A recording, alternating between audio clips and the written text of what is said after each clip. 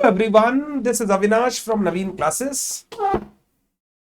बहुत सारे बच्चों ने CA foundation, CA inter level पे गुरु ज्ञान फॉलो करके अपने एग्जाम्स क्लियर किए एंड मुझे बहुत बार क्वेरी आती है, सर आपने सीए फाइनल पढ़ाना चालू कर दिया, अब आपके गुरु ज्ञान की वापस हमें जरूरत है ताकि हम अपने सीए फाइनल एग्जाम्स को भी उतनी ही अच्छे से क्लियर कर सके जितना हमने फाउंडेशन और इंटर आपके साथ किया था। तो अब मैं शुरू करता हूं सीए फाइनल वाले स्टूडेंट्स के लिए किस तरीके से आपको अपने एग्जाम्स निकालने हैं, कैसे एग्जाम्स क्रैक करने हैं, क्या बातों का ध्यान रखना है, क्या चीज करनी है और क्या चीज नहीं करनी है, इस पर चर्चा करना और गुरु ज्ञान आपके लिए बनाना। इस गुरु ज्ञान सीरीज का जो मेरा पहला वीडियो है वो है हमारा जो लास्ट 3 महीना बचा है जैन 2026 एग्जामिनेशन के लिए, अक्टूबर, नवंबर एंड दिसंबर, किस तरीके से हम इन 3 मंथ्स को यूटिलाइज करके अपने सीए फाइनल की प्रिपरेशंस कर सकते हैं। आप 2 टाइप के बच्चों को यहां आइडेंटिफाई कर सकते हो, मैं इस वीडियो में आइडेंटिफाई कर सकता हूं। एक जो सिर्फ एक ग्रुप जैन 26 में देंगे और दूसरे जो दोनों ग्रुप के लिए जैन 26 में प्रिपेयर कर रहे हैं, 26 के लिए प्रिपेयर कर रहे हैं। दोनों के लिए थोड़ी स्ट्रैटेजी अलग होगी। जो सिर्फ एक ग्रुप दे रहे हैं उनको मैं बोलूंगा मेहनत कम नहीं करनी है, बट मेहनत अलग तरीके से करनी है। अपनी कवरेज को इंश्योर करना है सो दैट कोई भी तरीके का पेपर आ जाए, कैसा भी पेपर आ जाए, हम वो पेपर क्लियर करके ही निकलेंगे। एंड आईबीएस आने के बाद अगर आप एक ही ग्रुप दे रहे हो और आपका फर्स्ट ग्रुप अभी तक कोई ग्रुप क्लियर नहीं हुआ है, आप पहली बार कोई एक ग्रुप का एग्जाम लिखने बैठ रहे हो सीए फाइनल में, तो प्रेफरेबली आपको ग्रुप 1 ही लिखना चाहिए, क्योंकि जो आईबीएस का पेपर ग्रुप 2 में है उसमें एफआर, एएफएम हर सब्जेक्ट की आपको नॉलेज चाहिए। तो आप पहले ग्रुप 2 का एग्जाम देने के बाद फिर अगर ग्रुप 1 देंगे बिना ग्रुप 1 पढ़े, it is very difficult to crack. इसीलिए इट इज एडवाइजेबल कि अगर आप एक ही ग्रुप का एग्जाम दे रहे हैं तो आप ग्रुप 1 के लिए अपीयर करें। अगर आपने पहले ग्रुप 1 वगैरह दिया हुआ है, पढ़ा हुआ है और आप ग्रुप 2 देना चाहते हैं, then it is not a problem. But अगर एक ही ग्रुप का एग्जाम देना है और आपने पढ़ाई लिमिटेड की है तो ग्रुप 1 ही आपको देना चाहिए। और अगर आप दोनों ग्रुप का एग्जाम देना चाहते हो तब आपके लिए जो मेन फोकस है या जो मेन आपको काम करना है वो है 6 सब्जेक्ट्स आपको एक साथ लेके चलने हैं। तो दोनों ही बच्चों की अपनी अपनी लड़ाई है जो दोनों को अच्छी तरीके से कंप्लीट करनी होगी। पहले मैं बात करता हूं उन बच्चों की, आप दोनों बातें सुनिएगा। ऐसा नहीं है कि सर मैं दोनों ग्रुप दे रहा हूं, मैं सिर्फ एक ग्रुप वाले की बात क्यों सुनूं। बहुत काम आएगा क्योंकि उससे आपको अपने प्लान्स बनाने में बहुत हेल्प मिलेगा। सीए फाइनल लेवल पे आप आर्टिकलशिप करके आए हुए एक प्रोफेशनल स्टूडेंट हो, आप जानते हो प्रोफेशनली काम कैसे किया जाता है, तो थोड़ा सा अपने आप को डेकोरम में मेंटेन करके थोड़े से टारगेट्स बना के अगर आप पढ़ाई करते हो तो आई थिंक आप बहुत अच्छी तरीके से अपनी पढ़ाई को कंप्लीट कर पाते हो रेदर देन डायरेक्शन लेस पढ़ाई। तो अगर आपको अपने प्लान्स बनाने हैं, टारगेट्स बनाने हैं, तो जिस तरीके से मैं आपको समझा रहा हूं आप उसी डायरेक्शन में प्लान बनाइए। देखिए आपके प्लान कामयाब होंगे और आप अच्छी तरीके से अपनी प्रिपरेशन कर पाओगे। जो बच्चे सिर्फ एक ही ग्रुप देना चाहते हैं, सिर्फ एक ही ग्रुप जनवरी 26 में, उनको रेगुलर बेसिस पे कम से कम 12 घंटे की पढ़ाई करनी चाहिए, विच इज इजीली अचीवेबल। आप 7 घंटे सोने का रूटीन बनाइए। 24 में 7 घंटे सो गए तो कितने बचे? 17 घंटे। 17 घंटे में से 2 घंटे खाना पीना नहाना बाद बाकी सब काम, अब आपके पास 15 घंटे हैं। अगर आप 6 स्लॉट 2-2 घंटे के बनाते हो और बीच में आधी आधी घंटे का ब्रेक रखते हो तो आराम से 6 स्लॉट इंटू 2 घंटा 12 घंटा एंड आधी आधी घंटे का ब्रेक, 6 ब्रेक यानी 3 घंटा, तो 12 + 3 15 घंटे में आराम से आप 12 घंटे पढ़ाई कर सकते हो। तो अगर आप सिर्फ एक ग्रुप दे रहे हो तो मेरी एक्सपेक्टेशन आपसे है और आपको भी अपने आप से ये टारगेट बना लेना चाहिए कि मैं डेली बेसिस पे 12 घंटे की पढ़ाई जरूर करूंगा। सर टाइम थोड़ी मैटर करता है, सर इफेक्टिव स्टडीज मैटर करता है। देखो वो सब मोटिवेशन के लिए ठीक है, जब तक आप बैठोगे ही नहीं तब तक क्या इफेक्टिव स्टडी। तो आपको बैठना पड़ेगा कम से कम 12 घंटा हर दिन ताकि आपकी पढ़ाई कंप्लीट हो सके, क्योंकि सीए फाइनल का हर एक सब्जेक्ट सागर है। अगर उसको उतना टाइम नहीं दिया गया तो कंप्लीट करना थोड़ा मुश्किल है, थोड़ा मुश्किल है। अब आपके पास 90 डेज है। मैं इन 90 डेज को ना 3 पार्ट्स में डिवाइड कर रहा हूं। सबसे पहले डे 1 to डे 40, फिर डे 51 टू डे 60, फिर डे 61 टू डे 85, और लास्ट 5 दिन जो बचे हैं आप समझ लो वो आप अपना फर्स्ट सब्जेक्ट एफआर का रिवीजन करने के लिए दोगे। तो मैं डे 85 तक आपको ले जा रहा हूं। वैसे 90 डेज है क्योंकि जनवरी में 1 2 3 4 4 दिन आपको रिवीजन के लिए मिलेगा, 5 तारीख से आपका एग्जाम शुरू है। तो भी मैं बोल रहा हूं आपके पास 90 डेज है, उसमें 5 दिन हटा दो, 85 डेज का आपके पास टाइम है जिसमें आपको अपनी पूरी पढ़ाई करनी है। पहले मैंने 40 डेज का प्लान बनाया है, 40 डेज का प्लान। अब मैं आपको 40 डेज का प्लान दे रहा हूं, आपको अपने रेगुलर प्लान्स बनाने पड़ेंगे। 40 डेज के प्लान में आपका प्लान होना चाहिए डे 1 टू डे 40। मैं हर दिन ऑडिट को तो अपनी रूटीन में रखूंगा ही। 12 घंटे में से 4 घंटे डेली बेसिस पे मुझे ऑडिट पढ़ना है। ऑडिट का सब्जेक्ट लगता बहुत इजी है सीए फाइनल लेवल पे लोगों को, बट आप अगर इंस्टीट्यूट के आंसर लिखने का तरीका और अपने दोस्तों के एक्सपीरियंस पूछोगे तो सबसे ज्यादा जो मार्क्स कटते हैं वो ऑडिट के सब्जेक्ट में ही कटते हैं। एंड ग्रुप 1 में बहुत बच्चों के फेल होने का कारण है ये ऑडिट का सब्जेक्ट, तो इसको प्लीज लाइटली ना ले। आप थ्योरी सब्जेक्ट को जितने लॉन्ग टाइम तक पढ़ते जाएंगे, शॉर्ट शॉर्ट आवर्स देकर, आप देखोगे रिटेंशन भी बेटर होगा, आप एफिशिएंटली अपना टाइम भी यूज कर पाओगे, एंड अच्छी तरीके से आप अपने आंसर्स वगैरह आगे जाकर फ्रेम कर पाओगे अगर आपने समय दिया है जब आप पहली बार पढ़ रहे थे। 2 स्लॉट हर दिन 2 घंटे के, यानी 4 घंटा आपको ऑडिट पढ़ना है डेली बेसिस पे, डे 1 से डे 40।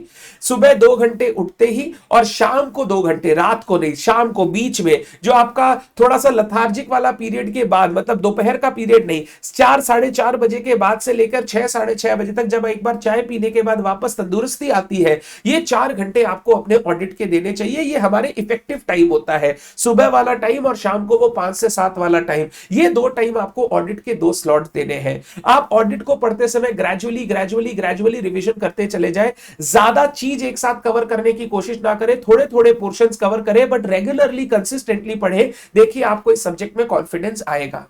जब आप ऑडिट सब्जेक्ट को रिवाइज कर रहे हैं, क्वेश्चन एंड आंसर्स आप देख सकते हैं, बट पहली बार रिवाइज करते समय ज्यादा लिखने का प्रयास ना करें। मैं लिखने के लिए आपको आगे टाइम दूंगा। डे 1 से डे 40 का आपका टारगेट होना चाहिए, मैं पूरे सब्जेक्ट को एक बार बहुत अच्छे से पढ़ूंगा एंड साथ साथ में थोड़े बहुत क्वेश्चन आंसर देखते चला जाऊंगा, ताकि एग्जाम में किस तरीके से मुझे इस सब्जेक्ट को अप्रोच करना चाहिए वो भी मुझे क्लियर होते चला जाए। डे 1 से डे 20 आप अपना पहला प्रैक्टिकल पेपर पकड़ोगे, या तो एफआर या एएफएम। सर पहले कौन सा पकड़ना चाहिए? जिसमें आपको ज्यादा प्रॉब्लम हो वो पेपर पहले पकड़ो, क्योंकि फिर क्या है ना, टाइम अगर ज्यादा देना भी हुआ आगे जाकर तो हम दे पाएंगे। अगर उस पेपर को हम बाद की तरफ पकड़ेंगे तो it will be very difficult for us to complete that paper. जिस सब्जेक्ट में आपको प्रॉब्लम ज्यादा है उसको पहले उठाए। आप अभी पढ़ना शुरू कर रहे हैं, अभी आप लय के अंदर, अभी आपके अंदर ताकत है, तो उस ताकत को अगर उस सब्जेक्ट में लगाएंगे तो आपको 100% रिजल्ट्स मिलेगा। तो एफआर या एएफएम दोनों में से कोई एक पेपर आप पहले उठाओगे। 20 दिन का समय दे रहा हूं, एंड अगर 2 स्लॉट आपने ऑडिट को दे दिया तो बचे हुए 4 स्लॉट आपको देने हैं एफआर और एएफएम को। अब ये 4 स्लॉट जो आप दोगे, इसको कैसे पढ़ाई करना है ध्यान से सुन ले। चाहे एफआर पढ़ो या एएफएम पढ़ो, बच्चे क्या करते हैं, या तो पहले छोटे छोटे चैप्टर्स कवर करते हैं, बाद के लिए बड़े छोड़ देते हैं, या पहले बड़े बड़े करना चाहते हैं, बाद के लिए छोटे छोड़ देते हैं। मैं बोलता हूं ऐसा मत कीजिए। आप सबसे पहले एक बड़े चैप्टर के साथ स्टार्ट कीजिए। से फॉर एग्जांपल आपने एफआर में इंड एस 116 उठा लिया या इंड एस 115 उठा लिया। मैं इसको एक बड़ा चैप्टर मांगता हूं क्योंकि बहुत सारे छोटे छोटे कॉन्सेप्ट्स आपको पढ़ने हैं। आपने इंडेस 115 उठाया, पहला दिन 8 घंटा, दूसरा दिन 8 घंटा पढ़ के आपने इंडेस 115 एक बार अच्छे से पढ़ लिया, और हर टॉपिक के साथ जो इंपॉर्टेंट क्वेश्चंस थे, जो मैंने आपको लिस्ट दी है, वो इंपॉर्टेंट क्वेश्चंस आपने एक बार बना लिए। जैसे ही आप 2 दिन में इंडेस 115 एक बड़ा इंडेस कर रहे हो, फिर इसके बाद आप 2-3 छोटे छोटे इंडेस करोगे इन नेक्स्ट 2 डेज।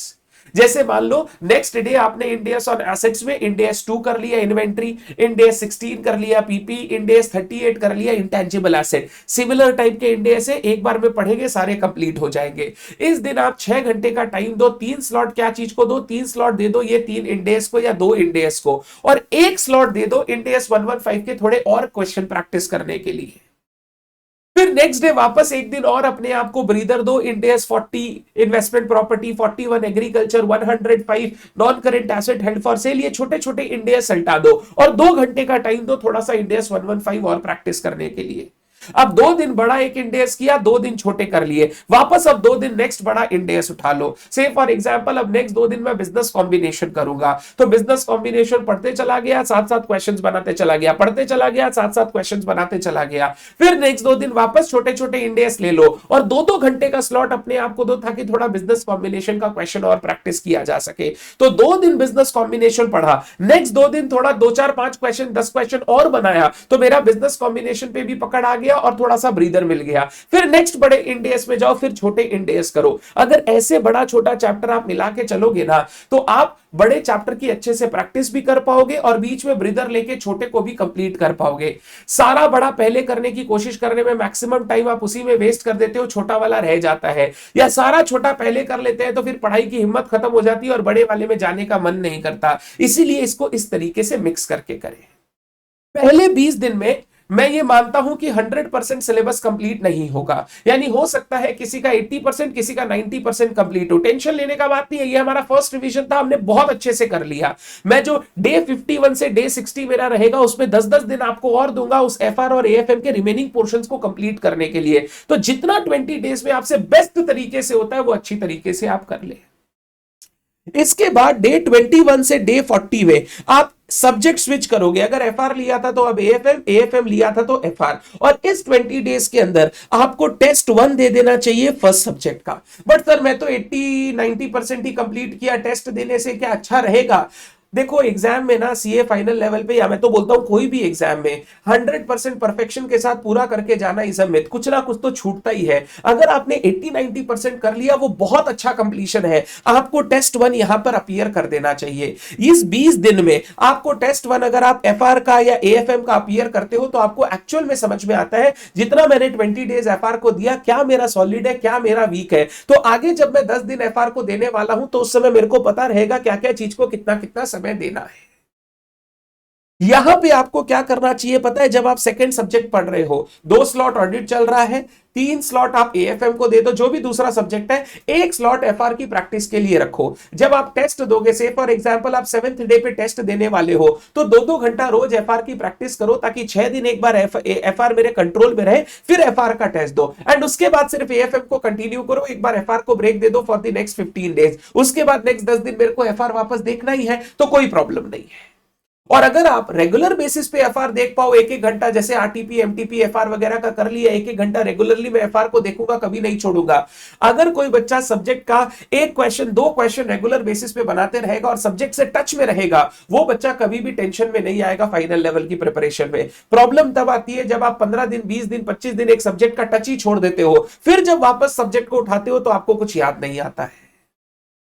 तो आप ये कर सकते हो, 2 स्लॉट ऑडिट का चल रहा है, 3 स्लॉट एएफएम को दिया और 2 स्लॉट, 1 स्लॉट में मैंने क्या किया, एफआर की थोड़ी प्रैक्टिस कर ली। या पढ़ते पढ़ते अगर मेरा रिदम बन गया और मैं अभी 1 घंटा एक्स्ट्रा पढ़ सकता हूं, तो 1 घंटा वो एक्स्ट्रा मैं एफआर को दूंगा और एफआर का आरटीपी एमटीपी पीवाईक्यू में चालू कर दूंगा। आरटीपी एमटीपी पीवाईक्यू के लिए मैं हमेशा बोलूंगा, आप प्लीज इनको हमेशा अपने पास प्रिंट में रखें। 3 टर्म का आरटीपी एक्सेप्ट जैन 26, 2 टर्म का एमटीपी एक्सेप्ट जैन 26, 3 टर्म का पीवाईक्यू, ये आपके पास प्रिंट में होना चाहिए। ताकि क्या है, अभी मैंने पीवाईक्यू निकाल लिया सितंबर 25 का, आज मैं क्वेश्चन नंबर 1 ऑफ पीवाईक्यू बनाऊंगा एफआर का। आज क्वेश्चन 1 बना लिया, बात खत्म। कल मैं क्वेश्चन 2 बनाऊंगा, ऐसे करके for the next 5 days 4 days मैं पीवाईक्यू सितंबर 25 कंप्लीट करूंगा। फिर नेक्स्ट 3-4 दिन में मैं मई 25 का कंप्लीट करूंगा। ऐसे करके मैं 10 दिन 12 दिन में पीवाईक्यू कंप्लीट करूंगा, फिर मैं आरटीपी में चला जाऊंगा। हमको कोई हड़बड़ी नहीं है, 20 दिन भी लगेगा तो हम धीरे धीरे करके अपना करते चले जाएंगे, ताकि एफआर भी मेरे को हो रहा है और एएफए की भी मेरी पढ़ाई शुरू हो गई है। तो ये डे 1 से डे 40 का प्लान सबसे पहले आपको अपना रेडी करना है। फिर डे 41 से डे 50 आपको क्या करना है? डे 41 से डे 50 जो फर्स्ट सब्जेक्ट आपने पढ़ा था उसके रिमेनिंग पोर्शन सब करोगे। एफआर अगर फर्स्ट सब्जेक्ट पढ़ा था तो उस समय 80-90% हुआ था, 10% कुछ बाकी है, इस 10 दिन में वो 10% सल्टा दो। जब इस 10 दिन में 10% एफआर का सल्टाओगे, एएफएम की प्रैक्टिस रोकना मत, 1 स्लॉट एएफएम को देके उसकी प्रैक्टिस करना और टेस्ट 1 ऑफ द एएफएम आप यहां पर दे देना। तो अगर आप एएफएम का टेस्ट 1 यहां पे दे देते हो तो एएफएम का भी एक अच्छा रिवीजन हो गया, एफआर भी अब मेरी कंप्लीशन की तरफ आ गया। डे 51 से 60 जो मेरा एएफएम का सेकंड सब्जेक्ट था उसका रिमेनिंग पोर्शन मैं यहां कंप्लीट करूंगा और यहां मैं ऑडिट का टेस्ट 1 लिखूंगा। तो मेरा डे 1 से डे 60 में पहला रिवीजन कंप्लीट हो गया और पहला टेस्ट देना कंप्लीट हो गया। ये मेरा सबसे बड़ा इंपॉर्टेंट चैलेंज है। ये मुझे टेस्ट भी इनकॉर्पोरेट करने हैं अपनी पढ़ाई में। टेस्ट में अगर 40 आए, 50 आए, 60 आए, कोई टेंशन नहीं है। खुद के सामने जितनी बेइज्जती हो जाए उतना अच्छा है। समाज के सामने बेइज्जती नहीं होनी चाहिए। तो खुद के सामने जितना खराब करोगे उतना आपको पता चलेगा आगे क्या पढ़ना है। एग्जाम में मुझे ये लड़खड़ाना नहीं है, तो एग्जाम के लिए तैयार हो रहा हूं तो मॉक टेस्ट देना बहुत जरूरी है। इसके बाद डे 61 से 85 जो हमारा लास्ट 25 दिन रहेगा, लास्ट रैप रहेगा, मैं टेस्ट 2 दूंगा सारे तीनों सब्जेक्ट का। एक टेस्ट एफआर का, फिर एक टेस्ट एएफएम का, फिर एक टेस्ट ऑडिट का। आप एक एक वीक में एक एक टेस्ट दोगे, बाद बाकी टाइम आप अपना जो आपका क्या बोलता हूं, जो आपका ग्रे एरियाज है, जो आपका वीक पोर्शन है, उनको रिविजिट करने में देते रहिए और जो आरटीपी एमटीपी पीवाईक्यू बच गए उनको सॉल्व करते रहिए। तो ये हो गया, टेस्ट देने से आपको पता चलेगा कहां इंप्रूवमेंट करना है। ये करने से कवरेज इंश्योर होगी और ग्रे एरियाज को देखते रहोगे तो सब्जेक्ट पे कंट्रोल रहेगा। ये लास्ट 25 दिन में हमको इतना काम करना है और मैं एक ग्रुप के एग्जाम देने के लिए 100% रेडी हूं। तो जो भी सिर्फ एक ग्रुप का एग्जाम देंगे उनको ये रूटीन फॉलो करनी चाहिए और मेरे हिसाब से ये बहुत अच्छी रूटीन है। अगर आप इसको फॉलो करना शुरू करेंगे तो आप अपने आप कॉन्फिडेंस आना शुरू हो जाएगा। आपको 2 टाइप की रूटीन बनानी चाहिए इसके अंदर। 20 दिन एफआर का है यानी 3 वीक है, तो फर्स्ट वीक में क्या क्या करना है, सेकंड वीक में क्या क्या करना है, थर्ड वीक में क्या करना है। जैसे फर्स्ट वीक में 7 दिन है तो 2 बड़े चैप्टर और 5 से 6 या 7 छोटे छोटे इंडेस। तो 2 बड़े चैप्टर मार्क कर लिए कौन कौन से करने और कौन कौन से छोटे छोटे इंडेस करने हैं। अगर आपको पता रहेगा ना मुझे कैसे मूव करना है तो आप 90% काम अपनी हिसाब से कर लोगे। सेकंड गुरु ज्ञान में मैं आपको एफआर के लिए प्लान दूंगा, एफआर किस तरीके से अप्रोच करना है, और एक और गुरु ज्ञान आएगा जहां मैं एफआर के आपको सीक्वेंस बताऊंगा, किस सीक्वेंस में पढ़ना चाहिए। इतना मैं बताऊंगा तो आपकी अच्छे से एक बार रिवीजन शुरू हो जाएगी। जो बच्चे दोनों ग्रुप दे रहे हैं उनके लिए मेरी राय यही रहेगी कि आपको थोड़ी मेहनत ज्यादा करनी है। स्लॉट 2-2 घंटे की जगह 7 स्लॉट 2-2 घंटे के आपको लेने हैं, यानी आपको थोड़ा सा मेहनत ज्यादा करना है। हां, मैं समझता हूं ये डे 1 से हो पाना मुश्किल है, बट 10 से 15 दिन पढ़ने के बाद 12-12 घंटे आपके अंदर वो एनर्जी आती है और वो 2 घंटे एक्स्ट्रा फिर आपको निकालने पड़ेंगे। वो अगर 2 घंटे एक्स्ट्रा चुराने आप शुरू कर देंगे तो आप दोनों ग्रुप का एग्जाम 3 महीने बाद आराम से दे सकते हैं। आपको बच्चों क्या करना है, आपके लिए जो मैंने प्लान बनाया है डे 1 से डे 30, डे 31 से डे 60, डे 61 से डे 85, 3 पार्ट में आपकी पढ़ाई बांटी है। डे 1 से डे 30 आपको क्या करना है, ग्रुप 1 पे कंसंट्रेट करना है, ऑडिट करना है एवरी डे आपको ऑडिट पढ़ना है। डे 1 से डे 30 2-2 स्लॉट्स करके 2-2 घंटे के, यानी 30 दिन 4 घंटे 120 घंटा आपको अच्छे से अपने ऑडिट को टाइम देना है। सुबह वाला स्लॉट और 5 बजे वाला स्लॉट आप ऑडिट के लिए रखोगे और रेगुलर बेसिस पे ऑडिट पढ़ोगे आप रेगुलर बेसिस पे। डे 1 से 15 आप एफआर एएफएम को दे दो, डे 16 से 30 जो दूसरा सब्जेक्ट है उसको दे दो। पहले एफआर उठाए तो बाद में एएफएम, या पहले एएफएम उठाए तो बाद में एफआर। आपके पास क्योंकि एक स्लॉट ज्यादा है तो 15 दिन आपको मैं पहले दे रहा हूं, बाद में मैं आपको 5-5 दिन और दूंगा जो रिमेनिंग टॉपिक्स है उनको कंप्लीट करने के लिए। जो दोनों ग्रुप का एग्जाम देने जा रहे हैं ना वो खतरों के खिलाड़ी है, मतलब वो आदमी को पता है मेरे को क्या करना है लाइफ में, तो उसके अंदर वो हिम्मत है, वो 15 दिन में भी उसी चीज को कर सकता है जो एक थोड़ा सा कम हिम्मत वाला इंसान 20 दिन में करेगा। आपको भी सेम तरीके से, जैसे आप एएफएम पढ़ रहे हो, से फॉर एग्जांपल पहला चैप्टर आपने ले लिया, मान लो सिक्योरिटी वैल्यूएशन। सिक्योरिटी वैल्यूएशन बड़ा चैप्टर है, 3 दिन मेरे को लगेगा, 8-8 घंटा 10-10 घंटा 3 दिन में दूंगा, कंप्लीट होगा। फिर आपने छोटा छोटा 2 चैप्टर उठा लिया, मेरे को अभी पता नहीं है पूरा सिलेबस, म्यूचुअल फंड्स वगैरह होंगे, वो छोटे छोटे चैप्टर उठा लिए, फिर एक बड़ा चैप्टर वापस उठा लिया। इस तरीके से पहला 15 दिन में ट्राई करना है मैं 80 to 85% ऑफ एएफएम कंप्लीट कर लूं। जो बचे कुछ पोर्शन है लास्ट 5 दिन मेरे पास है उस समय मैं कर लूंगा। तो डे 1 to 15 आपको करना है एफआर या एएफएम में से एक, फिर डे 16 to 30 आपको सब्जेक्ट स्विच करना है और दूसरे सब्जेक्ट में जाना है। जब आप सब्जेक्ट स्विच करो, दूसरे सब्जेक्ट में जाओ, आप यहां ध्यान रखना पहले वाले सब्जेक्ट का थोड़ा सा प्रैक्टिस को कंटिन्यू करते रहना, क्योंकि आपके पास 5-5, 6-6 सब्जेक्ट्स है। अगर आप सब्जेक्ट छोड़ दोगे तो उस सब्जेक्ट का टाइम बहुत बाद में आएगा, जिसके कारण हो सकता है आप वो सब्जेक्ट भूल जाओ। जब डे 16 से 30 में आप एएफएम पढ़ रहे हो तो 1 घंटा एफआर की प्रैक्टिस के लिए निकाल लेना, आरटीपी एमटीपी पीवाईक्यू बनाना शुरू कर देना। अगर सिर्फ 1-2 क्वेश्चन भी डेली बनाना शुरू करोगे ना, और मैं इतना भी बोलता हूं, मान ले तुम क्वेश्चन पढ़ा, तेरे को समझ में आया ये इंडिया इंडियस 41 का है और मेरे को आता है क्या है, तो तू खुद से बना ले। अगर मान ले तू पढ़ा, तेरे को पता है इंडियस 41 का, बट तेरे को याद नहीं आ रहा क्या होगा, तू एक बार कॉन्सेप्ट बुक पढ़ ले, फिर वो क्वेश्चन खुद से अटेम्प्ट कर। मैं ये नहीं बोल रहा हूं आंसर देख के क्वेश्चन अटेम्प्ट कर, क्वेश्चन बुक से कॉन्सेप्ट बुक में जा, एक बार कॉन्सेप्ट पढ़ ले। Okay, fair value less cost to sell लेना है, फेयर वैल्यू में ट्रांसपोर्टेशन कॉस्ट माइनस होगा, ट्रांजैक्शन कॉस्ट माइनस नहीं होगा, थोड़ी बहुत बात पढ़ ली, फिर क्वेश्चन को खुद से ट्राई करने की कोशिश कर। एक बार कॉन्सेप्ट बुक देखेगा, तेरे को याद आ जाएगा क्या कर रहा है, फिर क्वेश्चन को खुद से बनाने की कोशिश कर। उतना भी तू कर सकता है, बट तेरे को क्वेश्चन रेगुलरली बनाने हैं। ये डे 1 से डे 30 होने के बाद, यहां अभी कोई टेस्ट नहीं देना क्योंकि हमारे पास टाइम कम है, तो हमें पहले कवरेज करनी पड़ेगी। डे 31 से डे 60 आईडीटी, ऑडिट की जगह अब आ जाएगा आईडीटी। में रेगुलर पढ़ूंगा, 2 स्लॉट 30 दिन 120 घंटे, आराम से आईडीटी कंप्लीट होगा। जल्दी कंप्लीट हो जाए तो फिर बैलेंस टाइम में हम अपना दूसरा चीज करना शुरू कर देंगे। ऐसा नहीं, अगर किसी का कोई सब्जेक्ट जल्दी खत्म होता है तो वो वही टाइम अपने वीक सब्जेक्ट्स में लगाना शुरू कर दीजिएगा।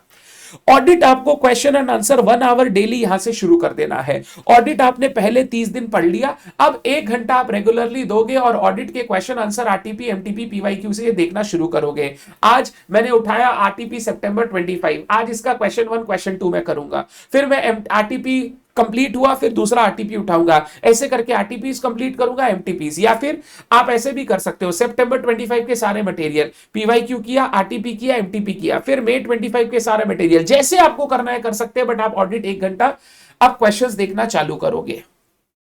डे 31 से 50 20 दिन लगातार डीटी देना है, 3 slots daily, 3 slots daily, 3 slot इसमें, 2 स्लॉट आईडीटी, 5 10 घंटा गया। 1 घंटा आपने क्या किया, ऑडिट का किया, और बैलेंस आपको टाइम जो बचा 2 घंटे से 3 घंटे का टाइम, वो आप अपना एफआर और एएफएम का प्रैक्टिस करने में लगाओगे और उनकी आरटीपी एमटीपी प्रैक्टिस करोगे। मैंने यहां 20 दिन इसलिए दिए हैं क्योंकि आप 4 स्लॉट की जगह 3 स्लॉट टाइम डिवोट करोगे, आराम से हो जाएगा। 20 इंटू 6 120 घंटे में डीटी रिविजन आराम से होगा। तो आप डे 31 से डे 50 अपना डीटी का रिवीजन करोगे, 3 स्लॉट्स डेली, 3 स्लॉट्स डेली। अब उसके साथ साथ एफआर और एएफएम का पीवाईक्यू, एमटीपी, आरटीपी चलता रहेगा। डे 51 टू 60 में एफआर एंड एएफएम की रिमेनिंग एरियाज आप कंप्लीट करोगे। 5 दिन दोगे एफआर को, 5 दिन दोगे एएफएम को, आपका बाद बाकी चीज चलता रहेगा। से फॉर एग्जांपल ओके, डे 51 से डे 60 में और कुछ आईडीटी जो चलता रहेगा वो चलता रहेगा और कुछ है नहीं, तो मेरी आईडीटी की, डीटी की प्रैक्टिस वगैरह चलती रहेगी और मैं 3 स्लॉट 4 स्लॉट एफआर के रिमेनिंग टॉपिक्स, एएफएम के रिमेनिंग टॉपिक्स को देकर कंप्लीट करूंगा। जो मिसलेनियस टॉपिक्स है वो उस समय 5-5 दिन में कंप्लीट करूंगा। वो बाद की तरफ करने से क्या होते हैं ना, याद भी रहते हैं, तो उनको बाद की तरफ करके उनको उस समय कंप्लीट करूंगा। यहां पे टेस्ट कब देना है, जब आप डे 31 से डे 60 में हो, तो एफआर, एएफएम और ऑडिट का आपको टेस्ट देना है। जैसे डे 31 से 40 में एफआर का टेस्ट अपीयर कर लिया, 41 से 50 में एएफएम का टेस्ट अपीयर कर लिया, 51 से 60 में ऑडिट का टेस्ट अपीयर कर लिया। जब आप अपना ग्रुप 2 का प्रिपरेशन कर रहे हो, तब ग्रुप 1 का एक एक टेस्ट आपको 10-10 दिन में एक बार अपीयर कर लेना चाहिए। डे 61 से 85 में सबसे पहला आप काम करोगे, डीटी और आईडीटी का टेस्ट दोगे। पहले 10 दिन में आप ट्राई करोगे, डीटी आईडीटी का एक टेस्ट दोगे, फिर नेक्स्ट 15 दिन में एक एफआर और एएफएम का टेस्ट दोगे। ऑडिट के 2-3 टेस्ट लिखने की जरूरत नहीं है, अगर आप दोनों ग्रुप दे रहे हो। आप क्या करोगे, डीटी और आईडीटी का टेस्ट दोगे डे 61 से 85 में सबसे पहले, 61 से 70 में, और 71 से 85 में आप एफआर और एएफएम का एक वापस टेस्ट दोगे, और जहां जहां आपसे मिस्टेक हो रही है उन एरियाज को रीविजिट करके उनको कंप्लीट करोगे। एक चीज जो आपको करनी है वो ये है, आईबीएस के लिए थोड़ा सा टाइम निकालिएगा। कैसे क्वेश्चंस आ रहे हैं, क्या मटेरियल्स मैं यूज करूंगा, सारे सब्जेक्ट में से कौन कौन से इंपॉर्टेंट एरियाज है जो मेरे को ध्यान रखने हैं, जो लास्ट दिन मेरे को देखना है, वो थोड़ा आप ध्यान रखिएगा तो आपका काम हो जाएगा।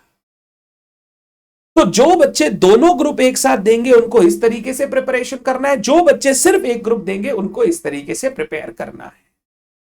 ये 3 महीने में अपनी रूटीन को इस तरीके से सॉलिड करके अगर आप पढ़ना चालू करोगे ना, आप 100% अच्छे से पढ़ पाओगे।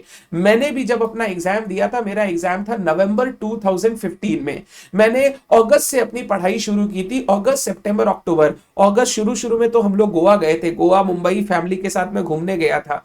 फिर उसके बाद आने के बाद पढ़ाई चालू की, तो अगस्त, सितंबर, अक्टूबर 3 महीना मैंने एकदम जम के पढ़ाई की थी नवंबर एग्जाम के लिए, एंड नवंबर एग्जाम में मैंने ऑल इंडिया रैंक 3 स्कोर किया था। तो मेरे को लगता है 3 महीने की पढ़ाई एप्ट है, बट उस 3 महीने में आपको डेडिकेटेडली सिर्फ एक ही चीज पर फोकस करना है, वो है आपकी पढ़ाई। थोड़ा सोशल मीडिया, थोड़ा फोन से दूर रहिएगा, भटकिएगा मत। अभी आपका करियर गोल है ये पा गए ना, तो इसके बाद लाइफ में हर दूसरी चीज आपको फॉलो कर लेगी। बट अगर ये नहीं कर पाए ना, तो हर दूसरी चीज डिटैच होना जरूर चालू हो जाएगी। तो फोकस करें लास्ट 3 महीने में अपने इस गोल को पाने के लिए, बाद बाकी सब चीज आप छोड़ दें। इन 3 महीने में कोई सोशल ओकेशंस, कोई घूमना फिरना, कोई छुट्टी नहीं है। अब मान लीजिए ये लास्ट 3 महीने हैं, और मेरे हिसाब से मैक्सिमम स्टूडेंट्स के लिए ये उनकी पढ़ाई की जर्नी का, जिसको हम लोग बोलते हैं ना एक स्टूडेंट लाइफ का, लास्ट 3 महीना है। इसके बाद स्टूडेंट लाइफ वापस नहीं आएगी, फिर आप प्रोफेशनल लाइफ में चले जाओगे। तो ये स्टूडेंट लाइफ का लास्ट 3 महीना है। इसमें स्टूडेंट लाइफ में जितना आपने अचीव किया है, जितना आपने मेहनत किया है, उतना मेहनत को अगर एक साथ इन 3 महीने में कर दोगे, तो मैं श्योर हूं आप सीए फाइनल एग्जाम एक बार में क्लियर कर जाओगे। डन। इस चैनल को, सीएसीएस अविनाश संचेती के इस चैनल के साथ रहना।